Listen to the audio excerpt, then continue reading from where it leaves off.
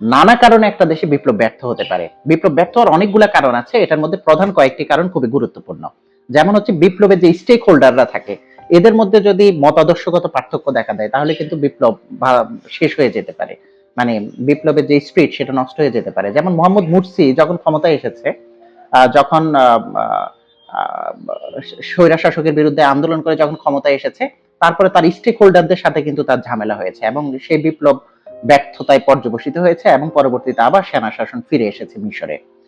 আরেকটা হতে পারে যে যার বিরুদ্ধে আমরা বিপ্লব করছি সে খুব শক্তিশালী থাকে এবং শক্তিশালী থাকার কারণে সে বিপ্লবকে ব্রুটালি দমন করে ফেলে। যেমন চীন ছাত্র আন্দোলন হয়েছিল যে তিয়ানানমের স্কোয়ারে, সেই স্কোয়ারে হামলা করে কিন্তু সেখানে একেবারেই ছাত্রদের মাটির সাথে মিশিয়ে দেওয়া হয়েছিল, বিপ্লব ব্যর্থ হয়েছিল তখন। এছাড়া আরেকটা হতে পারে যে অর্থনৈতিক বিপর্যয় একটা প্রবলেম তৈরি করতে পারে। একটা দেশের বিপ্লব পরবর্তী সময়ে যখন স্ট্রাকচার ভালো থাকে না, তখন কিন্তু দেখা যায় যে অর্থনীতি অনেক ক্রাইসিস তৈরি হয়। এই অর্থনৈতিক ক্রাইসিস গুলা বিপ্লবী সরকারকে অজনপ্রিয় করে ফেলতে পারে। যেমন আয়াতুল্লাহ খমিনির ক্ষেত্রে হয়েছিল, তিনি অনেকগুলা অর্থনৈতিক অবস্ট্রাকলের ভিতর দিয়ে যাচ্ছিল, যেটার কারণে তিনি কিছুটা হলেও প্রতিবন্ধকতা ফিল করেছে এবং বিপ্লব নচ্ছাদ হয়ে যাওয়া উপক্রম হয়েছিল। এছাড়া আরেকটা হতে পারে আহ যে শক্তিশালী রাষ্ট্র এই স্বৈরা শাসককে ইন্ধন দেয়, সেই রাষ্ট্র আবার পাল্টা প্রতি বিপ্লব ঘটাতে পারে এবং অনেক সময় দেখা যায় যে সৈন্য পাঠিয়েও বিপ্লবকে নস্যাৎ করেছে, এরকম অনেক ইতিহাস আছে। এছাড়া আরেকটা হতে পারে যে জাস্টিস, সমাজে যদি জাস্টিস না থাকে, জাস্টিস কাওয়াস তৈরি হয়, তাহলে কিন্তু বিপ্লব ব্যর্থ হয়ে যেতে পারে এবং দেখা যায় যে এটা অনেক সময় মানুষ মেনে নিতে পারে না।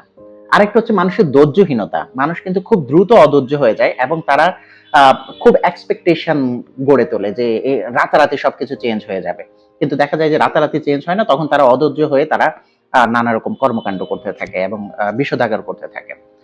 এছাড়া আরেকটা হতে পারে ইনস্টিটিউশন গুলো নষ্ট হয়ে যাওয়া, গড়ে তুলতে না পারা। অনেক সময় দেখা যায় যে একটা যখন স্বৈর শাসক থাকে সে কান্ট্রির দেশের অনেকগুলো যে অর্গান গুলোকে নষ্ট করে ফেলে এবং বিপ্লবী সরকার খুব দ্রুত সেগুলো রিকভারি করতে পারে না এবং সেটা পরবর্তীতে দেখা যায় যে সমস্যা তৈরি করে এবং বিপ্লবকে ব্যর্থ করে দেয়।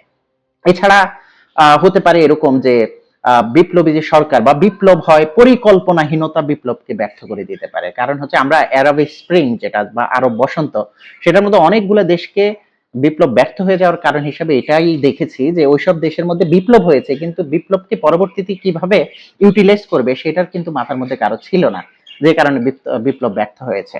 এছাড়া টাইমিং এর একটা প্রবলেম আছে। দেখা যাচ্ছে সমাজের কিছু সংখ্যক মানুষ ভেবেছে যে ডিক্টেটরকে অপসারণ করতে হবে, স্বৈরশাসক অপসারণ করতে হবে, কিন্তু বিশাল অংশের মানুষ কিন্তু সেটা ভাবেনি। এই যে টাইমিং এর গ্যাপ, এটার কারণে বিপ্লবী সরকার ক্ষমতা আসলে দেখা যাচ্ছে যে তারা বেশি দিন সাস্টেইন করতে পারে না, আবার হয়তোবা স্বৈর শাসনে ফিরে যায়।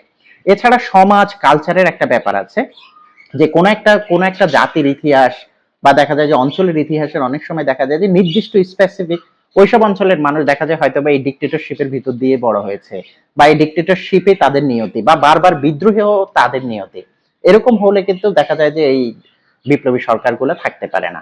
এভাবে আরো অসংখ্য ছোট বড় কারণ আছে, কিন্তু প্রধান কারণগুলা আলোচনা মানে বলেছি আমি।